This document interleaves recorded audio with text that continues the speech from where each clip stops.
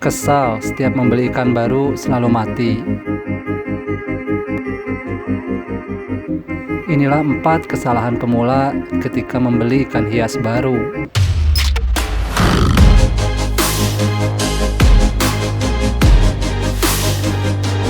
Assalamualaikum warahmatullahi wabarakatuh. Pada umumnya, merawat akuarium air tawar sangatlah tidak sulit.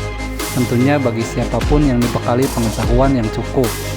Banyak hal yang tidak disadari para penghobi akuarium air tawar, bahwa perlakuannya dapat mengganggu kelangsungan hidup biota air dan memperburuk habitat air dalam akuarium, sehingga penanganan yang sebenarnya mudah malah menjadi sulit. Oleh karena itu, di sini saya akan bahas mengenai 4 kesalahan pemula ketika membeli ikan hias air tawar baru. Berikut ini agar dihindari. Yang pertama, tidak menyiapkan air yang sudah recycling sebelumnya. Ketika memiliki akuarium baru, biasanya banyak di antara kita membeli ikan dan memasukkannya pada akuarium di hari yang sama. Ini adalah kesalahan yang paling umum yang sering terjadi, namun sangat fatal. Karena selain menyebabkan penyakit, juga dapat membunuh ikan dalam akuarium. Penyebabnya adalah belum terbentuknya koloni bakteri baik yang dapat mengurai racun mematikan bagi ikan. Maka dalam hal ini dikenal sebagai proses siklus nitrogen atau nitrogen cycle. Caranya yaitu dengan membiarkan air dalam akuarium selama 1 minggu dengan keadaan filter berjalan tanpa ikan terlebih dahulu. Jangan lupa tambahkan bakteri starter untuk menumbuhkan bakteri baik dalam air tersebut. Pada akuarium baru dibutuhkan pendewasaan air dengan melakukan cycling, yaitu sebuah proses di mana bakteri baik tumbuh untuk menangani zat beracun seperti amonia, nitrit, dan nitrat di dalam air. Amonia berasal dari makanan dan kotoran ikan. Dalam prosesnya, maka dibutuhkan waktu dan penanganan khusus untuk memicu pertumbuhan bakteri tersebut. Yang kedua adalah tidak mengetahui karakter ikan yang akan dibeli. Berhati-hatilah untuk memilih tank mate atau teman ikan dalam akuarium. Pada umumnya, para pemula itu ketika membeli ikan yang pertama dilihat adalah warna dan coraknya tanpa mengetahui karakter ikan tersebut. Apakah ikan tersebut bersifat agresif predator atau tidak? Ini juga berbahaya untuk ikan lainnya. Biasanya, semua ikan hias itu mempunyai karakternya masing-masing. Dan jangan sampai mencampurkan ikan yang bersifat predator dengan yang non-predator dalam satu tank akuarium, karena akan mengakibatkan ikan yang non-predator itu menjadi stres atau bahkan mati dimakan atau diserang yang predator. Ada baiknya sebelum membeli ikan itu ditanyakan dulu kepada penjualnya, apakah ikan tersebut bersifat agresif menyerang atau tidak, karena banyak juga ikan hias itu yang bersifat agresif dan menyerang.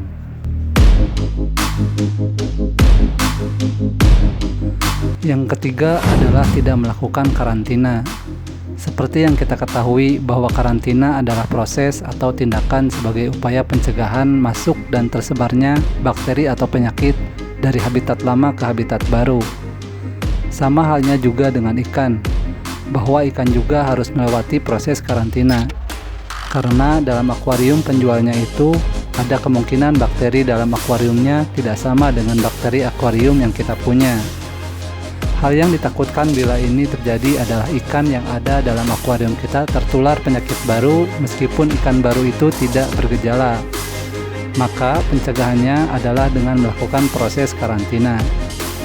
Cara karantina yang biasa saya lakukan adalah dengan membiarkan ikan baru dalam tank kosong yang diisi garam ikan dan obat kuning seperti misalnya Elbayu atau yang lainnya selama kurang lebih 4-7 hari. Dan kalau diperlukan dengan suhu hangat, maka sertakan juga heater di dalamnya. Mungkin teman-teman yang lain di sini ada yang berbeda caranya dengan saya. Dan yang terakhir, yang keempat adalah tidak melakukan aklimatisasi atau aklimasi. Secara simpelnya, aklimasi adalah proses penyesuaian ikan yang baru datang atau kita beli sebelum masuk ke dalam tank akuarium kita. Penyesuaian yang dimaksud adalah dari segi parameter air. Banyak para pemula setelah membeli ikan dan setibanya di rumah langsung memasukkan ikan ke dalam akuarium begitu saja. Hal ini akan mengakibatkan ammonia burn. Ikan menjadi stres, bahkan ikan bisa mati perlahan. Cara aklimasi yang biasa saya lakukan adalah dengan cara memasukkan ikan beserta kantong plastiknya ke dalam akuarium selama kurang lebih 20-30 menit. Ini bertujuan untuk menyamakan suhu antara air dalam kantong plastik dengan air dalam akuarium kita. Setelah suhunya sama, lalu masukkan air dalam akuarium kita ke dalam plastik sedikit demi sedikit secara perlahan. Hal ini bertujuan untuk memperkenalkan parameter air dalam akuarium kita kepada ikan baru tersebut supaya tidak shock atau kaget. Setelah air dalam tank kita masuk sekiranya kurang lebih 2 kali lipat dalam plastik sebelumnya, buanglah air dalam plastik tersebut dan segeralah masukkan ikan ke dalam tank akuarium kita. Maka ikan yang baru masuk tersebut tidak akan terlalu merasa shock dengan parameter akuarium kita. Itulah beberapa kebiasaan yang sering terjadi kepada para pemula ketika membeli ikan baru.